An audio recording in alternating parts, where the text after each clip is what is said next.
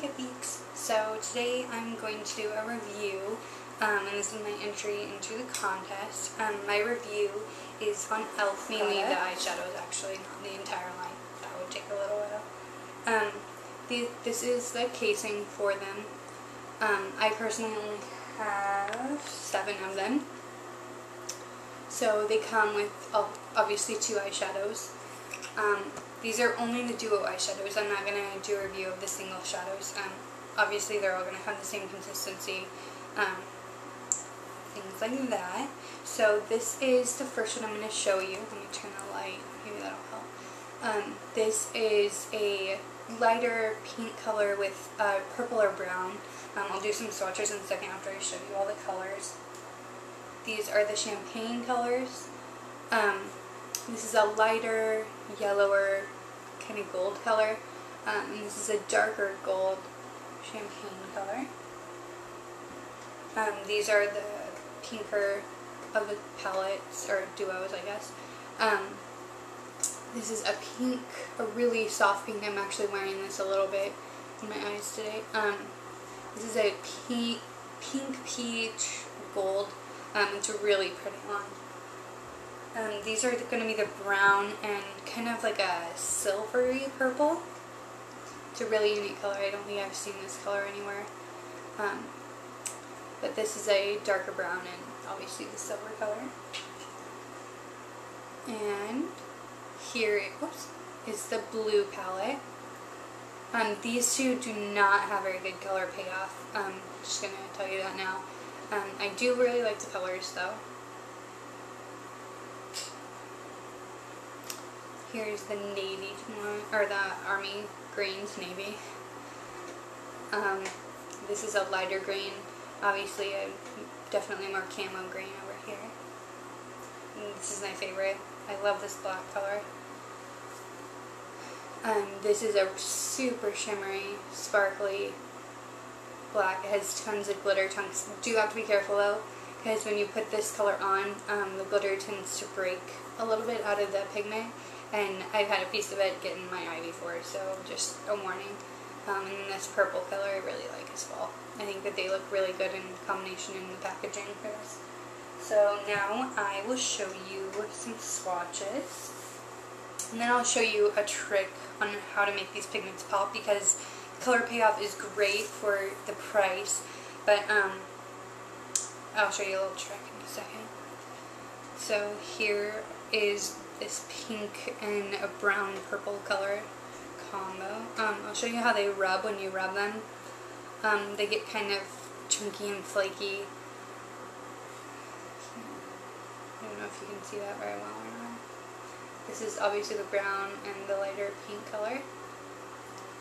Just like this. I think I have it turned right. Yeah. Army green. Again, I'll show you how they rub when they rub off. They're so flaky and you can see the consistency in them. It's not the greatest, but like I said, I'll show you a trick in a second of how to make them a little bit more. These are the 2 browns. Now I'm going to have you watch these 2 browns. Obviously this one broke already in the corner. I've had these a while though, but I haven't used this one too much. So here is the light blue and this darker blue. And here is the brown and the silvery purple.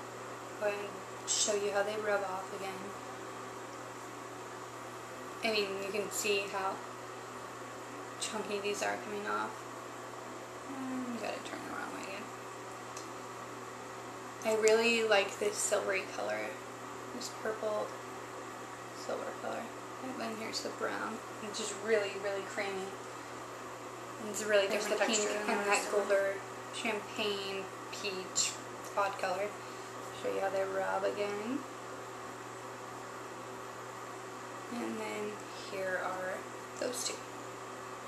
And here is the champagne. I love these colors for a natural look. So then there are those 2. I'll show you how blendable they are. I'm just going to use my finger to blend them for right now, rather than using a brush. Brush is obviously going to blend better. Which color should we blend? let's do this purple pink and see how the two of them blend together. Here is the lighter over here and the darker right there. Alright. So, I'm going to compare this pink and this peachy gold color with my Sephora kit that I have. I'm going to show you the difference between the consistency and everything between e.l.f. and Sephora, just so that you can make an informed decision. So, this is my Sephora kit. It's pretty bulky. So first I will do the pink color, sorry. So here is the pink from the e.l.f. And here's the closest one that I have to Sephora, so you can see the different colors. Obviously in the Sephora pack, or palette, or kit, or whatever, you can see that the color's not going to match exactly because it's not the same brand. But you can see the color payoff between the nude colors for e.l.f. and for Sephora. I like the softness of the e.l.f. a lot better. And then here's gold. And the closest one is Sephora. So this is the e.l.f. and this is the Sephora. Right here. So you can see, I'll show you how Sephora, how that one rubs, so you can see the difference. So if you rub it, not a lot of chunks are coming off. And then I'll show you again this gold or peach color right here, how when you rub it, a lot of chunks can come off. These shadows, though, are so silky and velvety. Like I said, though, they do have a lot of chunks that come off, so you do end up wasting a bit of product. When you're applying it with a brush, you do have some chunks that fall down, so you'd have to put some loose powder on your face and then brush it off once you're done. I do like the color payoff in these, like I said, for a more natural nude look. Packaging for these I think is really great. It's really compact, really easy to take with you. Just toss in your purse and go. Unlike this, which is my only Sephora makeup. I could go buy a simpler one and use that, but I prefer just to take these and touch up with these. Overall, I would give these probably 7.5 out of 10. I use them quite a bit. They're my go-to makeup right now for the moment. Yeah, I hope that this was informative for you. Oh, so I'm going to show you the trick to use. So if you get your finger a little bit wet, or a Q-tip or a brush, see how wet I can get it from this towel. So you get a little bit wet.